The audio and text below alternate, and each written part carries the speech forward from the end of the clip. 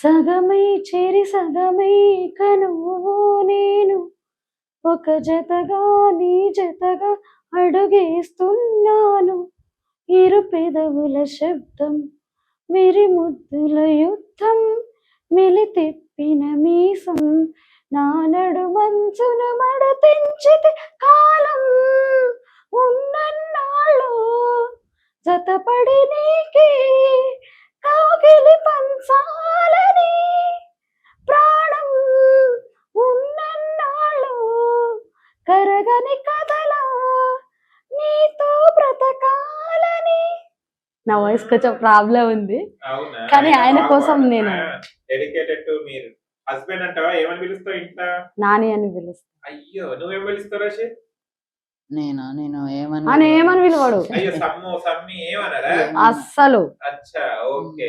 మామూలుగా ఓ పిల్ల అంట. ఓ పిల్ల, ఓకే. మీ పిల్ల మీద ఒక పాట పాడవా?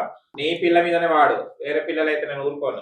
వేరే పిల్ల మీదనే, మా పిల్ల మీదనే వాడు. ఓకే. చేతి గాజులు బాల సుందరి నా బాలమ్మ, నీ చేతి గాజులు బాల సుందరి నా బాలమ్మ, చేతు దిప్పంగా కదిలేనే బాల సుందరి నా బాలమ్మ, చేతు దిప్పంగా కదిలేనే నా బాల సుందరి నా బాలమ్మ, నీ కళ్ళ కడియాలు బాల సుందరి నా బాలమ్మ, నీ కళ్ళ కడియాలు బాల సుందరి నా బాలమ్మ, కాలు దిప్పంగా కదిలేనే బాల సుందరి నా బాలమ్మ, కాలు దిప్పంగా కదిలేనే బాల సుందరి నా బాలమ్మ. Wow, super. బాలమ్మ నీ పిల్ల మీద పాట పాడేశావు. ఓకే. రషీద్, ఎలా ఉంది లైఫ్? ఎలా ఉంది? మ్యారేజ్ కన్నా ముందు బాగుందా, మ్యారేజ్ తర్వాత బాగుందా? మ్యారేజ్ లైఫ్ మ్యారేజ్ కంటే ముందుది, అదే అంతే. అయ్యో, కంపారిజన్ లేదు దానికి. ఎందుకు లేదు కంపారిజన్ చెప్పు. అంటే మ్యారేజ్ కు ముందు అంటే సింగిల్ లైఫ్, అది చిన్నప్పుడు తెలియని ప్రపంచము, ఒకళ్ళు సపోర్ట్ ఉండాలి. అప్పుడు నాన్న వాళ్ళతోటి అప్పుడు బానే ఉండే, ఇప్పుడు కూడా మ్యారేజ్ అయిన తర్వాత కూడా ఏ ప్రాబ్లం లేదు, బానే ఉంది. ఇప్పుడు ఎప్పుడొకప్పుడు ఒక సపోర్ట్ అయితే ఉంది అనే ధైర్యం అయితే ఉంది. సూపర్. నీకు ఎలా ఉంది సమీర?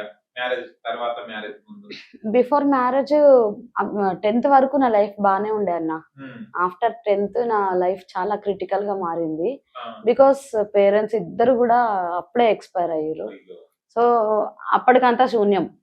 మళ్ళీ రషీద్ నా లైఫ్ లోకి వచ్చినాక నా లైఫ్ కి ఒక అర్థం అన్నది కనిపించింది. ఎందుకంటే ఇద్దరు దూరం అయ్యి తర్వాత ఎక్కడి నుంచి కూడా కేర్ లేదని కొంచెం డిప్రెస్ లో ఉండే నేను.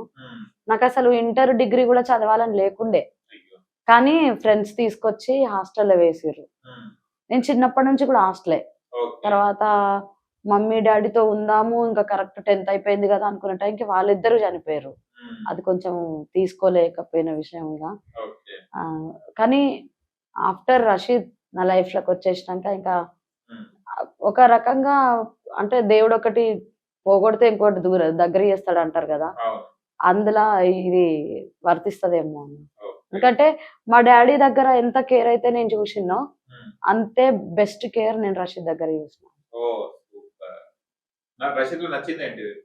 నాకు రషీద్ లో నచ్చింది ఆయన స్మైల్, మంచితనం అన్న.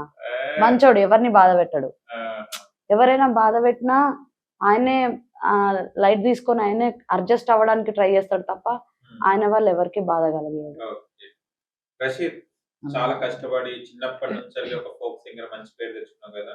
అంటే ఇలా ఉండి కూడా నువ్వు సాంగ్స్ ఎలా ప్రాక్టీస్ చేసేవాడివి? సాంగ్స్ ఎట్లా ప్రాక్టీస్ అంటే, మన సార్ ఉండేది అష్టగంగాధర్ అని, ఆయన నిజామాబాద్ లోనే ఉంటారు. ఆయననే నాకు సాంగ్స్ నేర్పించింది. ఇప్పుడైతే ఫోన్లు వచ్చినాయి, ఏదైనా వాట్సాప్ లో పంపించడము, ఎవరన్నా ఏదైనా పాట ఉంటే అది చేస్తారు.